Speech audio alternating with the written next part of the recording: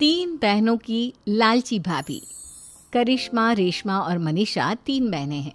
उनका एक भाई भी है, मयंक। मयंक अपनी बहनों को बहुत प्यार करता है, लेकिन मयंक की पत्नी सविता इस मामले में मयंक से बिल्कुल ही अलग है। वो अपनी ननदों का जितना बुरा कर सकती है उतना बुरा करती ही रहती है और अपनी ननदों पर हुक्म भी चलाती है। करिश्मा, करिश्मा, तुमने अभी तक नाश्ता नहीं बनाया? तुम्हारे भैया को ऑफिस जाने में देर हो रही है। हाँ भाभी, बस अभी बनाती हूँ। करिश्मा, तुम ये ढीलापन छोड़ दो। कल को पराये घर जाना है।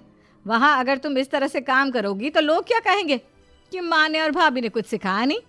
और तुम्हारी दोनों बहनें कहाँ हैं? अब रेशमा मार्केट गई है और मनीषा सो रही है। क्या? सुबह के 8 बज रहे हैं और ये महारानी अभी भी सो रही है? ये कहते हुए सविता अपनी सास दुर्गा देवी के पास जाती है। माँ जी, देख रही हो अपनी बेटियों के तौर तरीके? क्या हुआ बहू, सुबह सुबह क्या कर दिया मेरी बेटियों ने? अरे एक तो अभी अभी उठकर किचन में गई है, दूसरी सुबह सुबह बाहर चली गई और तीसरी अभी तक सो रही है। क्या करूं मैं इन तीनों का, मैं तो परेशान हो गई हूँ। जा जाकर उठा उसे और रेशमा से मैं बात करती हूँ। सविता सीधा मनीषा के कमरे में जाती है और उससे कहती है, महारानी जल्दी उठो, सूरज सर पर आ गया है। भाभी थोड़ी देर और सोने दो ना, मैं रात को लेट सोई थी। वो क्या है ना, यूनिट टेस्ट चल रहे हैं। शराफत से उठती है या नहीं, या फिर पानी की भरी बाल्टी डालूं तेरे ऊपर? नहीं भाभी, मुझे बिस्तर में नहीं नहाना, उठती हूँ मैं। मनीषा जल्दी से उठकर बाथरूम में चली जाती है। सभी आराम से बैठकर नाश्ता कर रहे होते कि तभी रेशमा बाजार से हाथ में सामान लिए आ जाती है। रेशमा को देखते ही सविता उस पर बरस पड़ती है। लो, आ गई महारानी। ऐसा भी क्या सामान लाना था जो सुबह आंख मलते ही बाजार की तरफ रवाना हो गई? भाभी, कल आप ही तो चीख रही थी कि घर का सारा सामान मुझे ही लाना पड़ता है, घर में किसी को भी किसी काम से कोई लेना देना नहीं है। अब मैं बाजार जाकर सामान ले आई तो आपको इस बात से भी तकलीफ हो रही है? देख रही हो माँ जी, अपनी बेटी की जुबान कैंची से भी तेज चलती है। और मयंक, आप तो कुछ कहेंगे नहीं अपनी लाडली बहन को? रेशमा, अपनी भाभी से ऐसे बात नहीं करते। चलो माफी मांगो। भैया, मैं क्यों माफी मांगू? आप भाभी से बोलिए ना कि हम पर कम हुक्म चलाया करे। हम इस घर की बेटियां हैं और आपकी पत्नी की ननद है, नौकरानी नहीं। लो कर लो बात। इनकी भलाई के लिए कुछ भी बोलो तो इन्हें बुरा लग जाता है। इस घर में यही इज्जत है मेरी। देख लो माँ जी, आपकी बेटी किस लहजे में मुझसे बात कर रही है। सविता वहां से चली जाती है। मयंक को बहुत गुस्सा आता है, वो भी वहां से चला जाता है। फिर करिश्मा रेशमा को समझाती है, रेशमा, तुम्हें भाभी से माफी मांग लेनी चाहिए थी ना। लेकिन दीदी, मैंने कुछ किया ही नहीं, तो मैं माफी क्यों मांगू?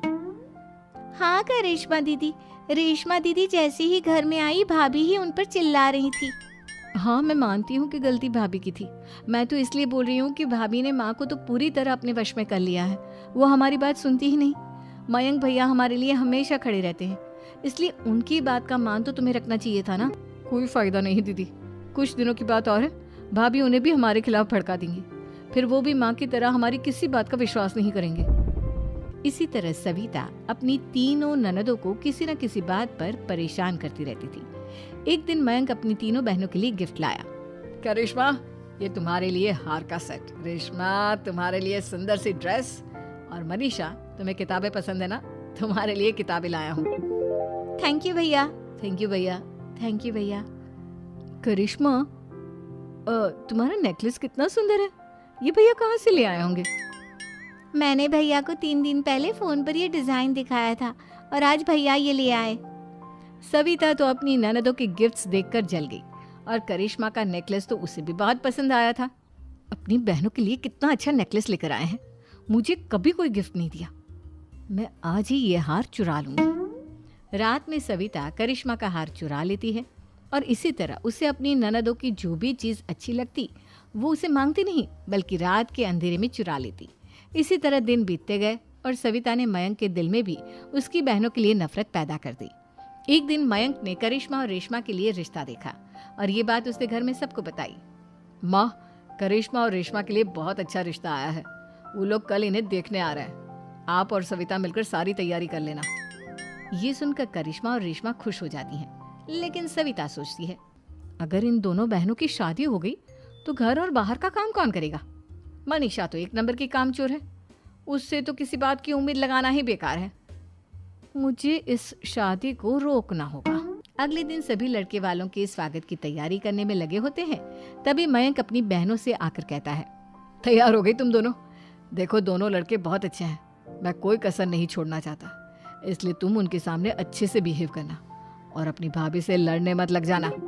करिश्मा, तुम वो नेकलेस पहन लो ना जो मैं तुम्हारे लिए लाया था। भैया मैं बहुत देर से वो नेकलेस ढूंढ रही हूँ, लेकिन मुझे मिल ही नहीं रहा। क्या तुमने नेकलेस खो दिया? तुम्हें पता भी है वो कितना महंगा था? तुम कोई काम ढंग से नहीं कर सकती। मयंक गुस्से में वहां से चला जाता है। थोड़ी देर बाद लड़के वाले भी आ जाते हैं। वो दोनों बहनों को पसंद कर लेते हैं और रिश्ता पक्का हो जाता है। लेकिन सविता के दिमाग में तो कुछ और ही खिचड़ी पक रही थी। वो पंडित जी के पास करिश्मा की कुंडली लेकर जाती है और उन्हें पैसे देकर करिश्मा की कुंडली बदलवा देती है। जब लड़के वालों के पास करिश्मा की कुंडली जाती है तो वो दुर्गा को फोन करते हैं। बहन जी, हमने करिश्मा की कुंडली अपने पंडित जी को दिखाई थी। आपकी बेटी की कुंडली नहीं बल्कि दोषों का पिटारा है। देखिए, मैं और मेरे पति इन सब बातों में बहुत विश्वास करते हैं, इसलिए हम आपकी बेटी से अपने बेटे की शादी नहीं करा सकते। इस तरह करिश्मा का रिश्ता टूट जाता है और सभी घर वालों को बहुत दुख होता है। अब कविता सोचती है, चलो करिश्मा का तो रिश्ता टूट गया, अब रेशमा का भी रिश्ता तोड़ना है। क्या करूं? अब सविता आवाज बदलकर किसी अननोन नंबर से रेशमा के होने वाले ससुराल में फोन करती है।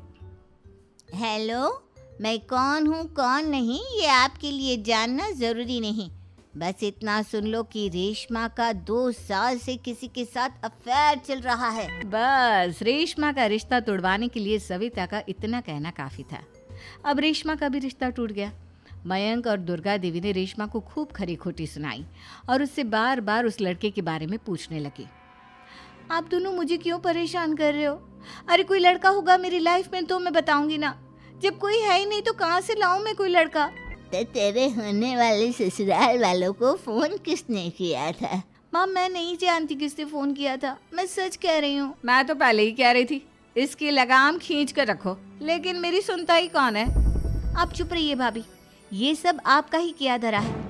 अब तीनों बहनों को विश्वास हो जाता है कि ये सब उनकी भाभी ही कर रही है। तीनों बहनें अपनी भाभी को सबक सिखाने के लिए एक वकील कर लेती है और घर में हिस्सा मांगना। देखो भैया, माँ बाप की जायदाद में जितना बेटों का हक होता है उतना ही बेटियों का, इसलिए इस घर के 4 हिस्से होंगे और हमें अपना हिस्सा चाहिए। मैंने तुम्हारे लिए क्या क्या नहीं किया और तुम इस घर में हिस्सा मांग रही हो? भैया, आप और माँ हम बहनों की कोई बात नहीं सुनते हो और भाभी हमारी शादी नहीं होने देगी क्योंकि उन्हें लगता है कि आप हमारी शादी में ज्यादा पैसा लगाओगे और उन्हें हम जैसी फ्री की नौकरानी कहाँ मिलेगी। तो हम भाभी के साथ तो रह नहीं सकते, हम बहनों को अपना हिस्सा चाहिए। अरे तुम्हें शर्म आनी चाहिए अपनी भाभी पर ऐसा इल्जाम लगाते हुए। वो तुम्हारे बारे में कितना सोचती है। हाँ माँ, भाभी हमारे बारे में बहुत सोचती है, दिन रात बस यही सोचती रहती है कि किस तरह से अपनी तीनों ननदों को परेशान करूं और कभी मुझे पढ़ने भी नहीं देती। दोनों बहनों का रिश्ता भी तो इन्होंने ही तोड़वाया है और रात में हमारे कमरे में आकर हमारी चीजें भी चुराती हैं। इसी तरह सविता की तीनों ननदें अपनी बात पर अड़ी रही। अब कोर्ट में तारीख भी शुरू हो गई। जब सविता को लगा कि उसकी तीनों ननद इतनी आसानी से नहीं मानने वाली, तो उसने अपने पति और सास को सारी सच्चाई बता दी और अपनी तीनों ननद से माफी मांगी। मयंक और दुर्गा को भी अपनी गलती का एहसास हो गया। अब सविता खुद करिश्मा और